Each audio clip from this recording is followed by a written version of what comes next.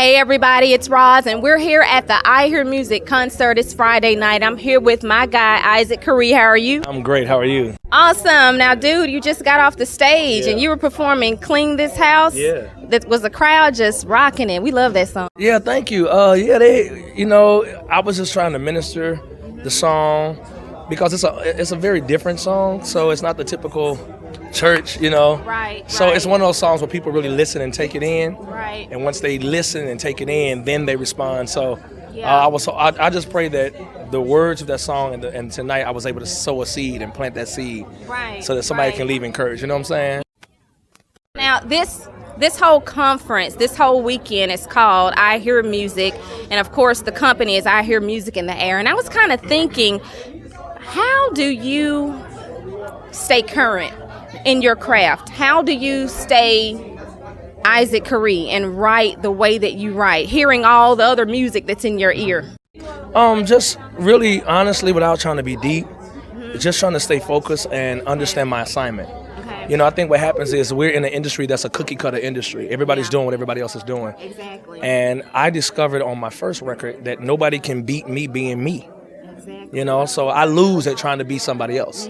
But I always win when I'm just myself. Right. So because God only created one Isaac Carree, and that sings the way I sing, that writes the way I write, that thinks the way I think, that delivers the way I deliver, then I'm best when I'm being myself. So I think you have to take your experiences, your life, your journey, put it into song, put it into writing, and then pray that it blesses somebody else, and they understand. And then what happens is you find out I'm not the only person that thinks like that. I'm not the only person that's been through that. So I just try to be me. I'm not trying to keep up with the times. I'm trying to pave my own way and allow God to lead me.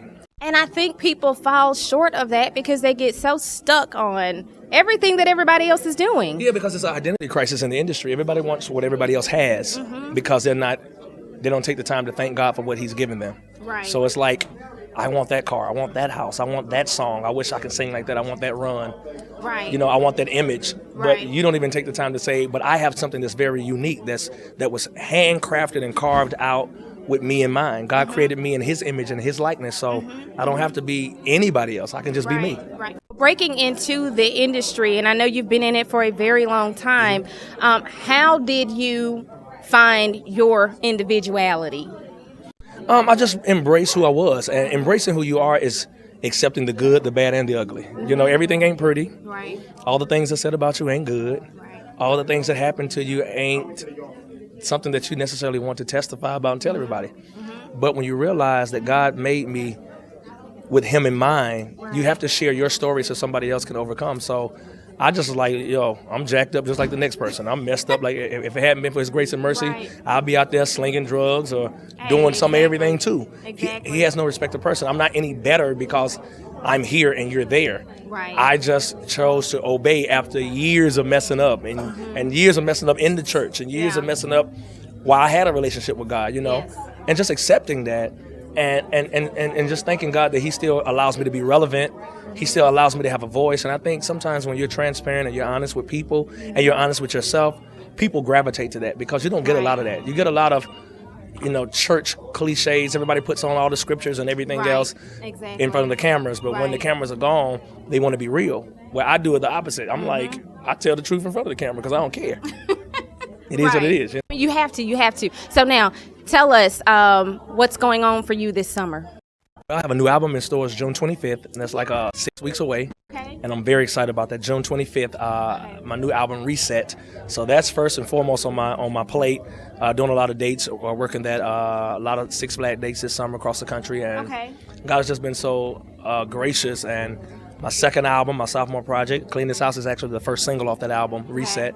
So I'm excited about that and the dates, the tours, and just kind of getting my hands in some other opportunities that God is unfolding for us, and management is trying to go out there and pitch some ideas and things. So I was on Twitter when I think it was that you released the cover.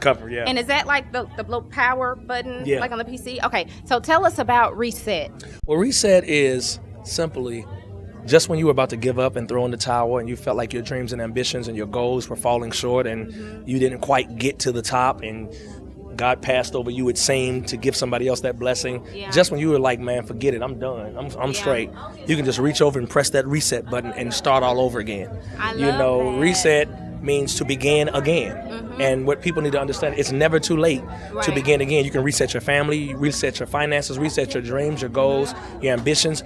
You know, you can go back to school if you want to. Just press that reset button. Whatever you want to do, press reset and start over. It's never too late. So that's the message I'm trying to convey on this record, to encourage people that it's not too late. And just because it hasn't happened doesn't mean it's not going to happen.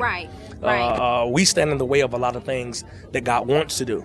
So when we remove ourselves out of the equation and just press that reset button, then God can do what He wants to do in you. So that's what it means, and I'm excited about the reset movement, because people need to understand that it's never too late to begin again. I could be talking to a wife that gave her all her dreams to support her husband and her family and take care of kids and have kids. And she feels like, man, I done had 3 kids, I got a husband, I missed out on school, I missed out on this, I missed out on this business venture that I wanted to do. It's never too late to begin again. Just press reset and start over. It's not. And then guess what, guys, too? God is not going to be mad at you for resetting. That's right? He encourages it. God will do a new thing in you. You know, so that's the movement that I'm on. That's the road that I'm on, and it's not something I'm just trying to convey to people. That's something that I had to accept for myself. You know, it's always in order to press the reset button and start over. When I mess up, start over. When I jack up, start over. When I missed out, start over, and God will give you another chance. Very good. Now tell everybody your Twitter and Facebook and how we can all stay connected to you. You can follow me at Isaac Carree. That's ISAAC CARREE. You can like me on Official Isaac Carree on Facebook. Instagram, I'm Ike Nice. Social Cam, I'm Ike Nice. I'm on Vine now. I'm on everything. You can't miss me. My website is officialisaac.com.